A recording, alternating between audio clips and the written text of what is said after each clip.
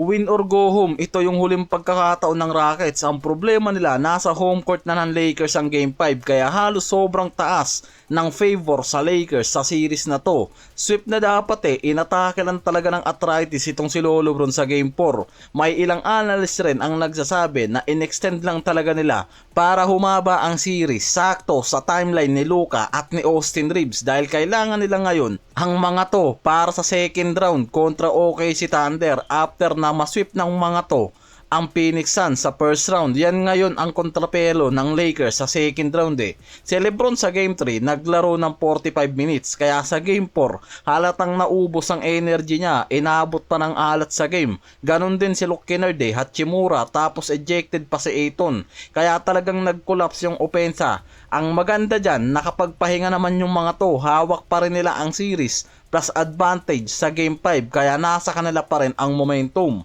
Sa lagay kasi nga raw ni Reeves ngayon, mas confident na ang Lakers sa pagbabalik nito sa Game 5 dahil na-injury itong si Reeves April 2 kontra OKC Thunder. 27 days na ang lumipas at halos 4 weeks na ang dumaan kaya pasok na siya sa normal recovery timeline na binibigay sa kanya. Nakapag on-court workout na rin yan, 3-on-3 at 5-on-5 practice. Na-clear na rin to for basketball activities nung Game 3 pa. Inasahan na sana yan na makakabalik sa Game 4 pero mas pinili ng Lakers na ipahinga siya para mas sigurado sa Game 5. Mas malaki kasi ang chance na bumalik talaga yan ngayon dahil wala na siyang naging setback sa recovery niya nung nakaraang linggo pa. Sa ngayon kasi mas lumilitaw na talagang importante ngayon na makabalik at least itong si Reeves sa series na to dahil nakita mismo sa Game 4 na kung hindi nagiging effective itong si LeBron, nawawalan ng secondary scorer o leader ang Lakers. Hindi rin kasi kaya ni Luke Kennard i-handle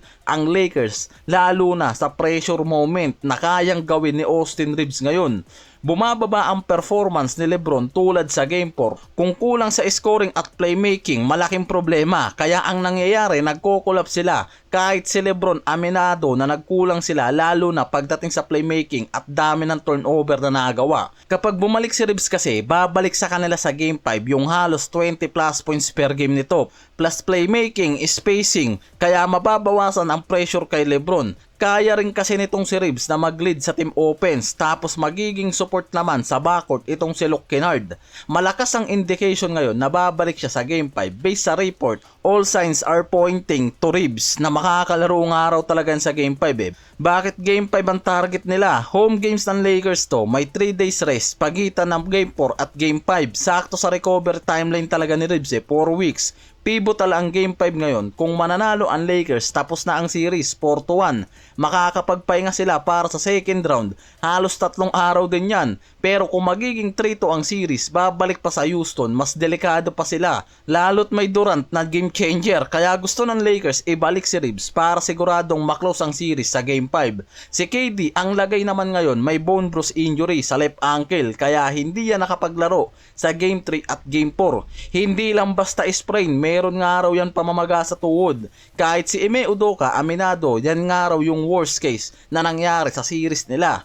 May sprain ankle plus bone bruise. Itong si KD ngayon, yung ganitong klaseng araw ng injury, karaniwang 2 to 3 weeks ang recovery sa regular season. Ang problema, nasa playoff series sila. Mas pinipilit nga raw ni KD makabalik pero kahit gusto niyang maglaro, hindi pa siya cleared ng doctors. So mailalim pa yan sa around the clock treatment. Sa Game 1, hindi yan naglaro dahil sa knee contusion sa practice. Game 2, naglaro siya pero hindi maganda ang performance. Naging inconsistent pa. Sa Game 3, out siya dahil sa ankle injury. Sa Game 4, out dahil sa bone bruise na. Kung kailan nga raw playoff, saka pa inabot ng tad-tad injury to May extra rest sila bago ang Game 5. Malaking tulong nga raw sa recovery ni Durant. Kung makakabalik nga raw kasi si KD, malaking boost to sa Rockets, mas competitive sa Game 5, may chance silang pahabain ang series. Kung hindi naman makakalaro, mananatiling kulang ang offense ng Houston. Mas mataas ang chance ng Lakers na i-close ang series na to, lalo ngayon kung makakabalik na itong si Reeves. Wala rin naman kasing report na nilabas na ilalagay pa itong si Reeves sa minutes restriction, lalo't kumpleto naman yung timeline recovery niya. Sobra pa nga Sa sitwasyon ng series na to, leading pa rin ng Lakers 3-1. Hindi nila kailangan nga raw iris ang injury agad eh. Kaya mas importante na 100% yung recovery ni Reeves pagbalik para walang restriction. At mas magiging ready sa next round lalo na makakapasok sila sa round 2 katapat ng OKC Thunder.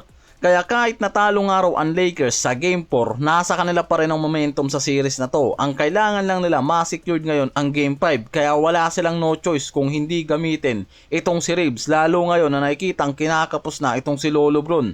Inaabot na ng pagod sa series na to, kailangan ng suporta.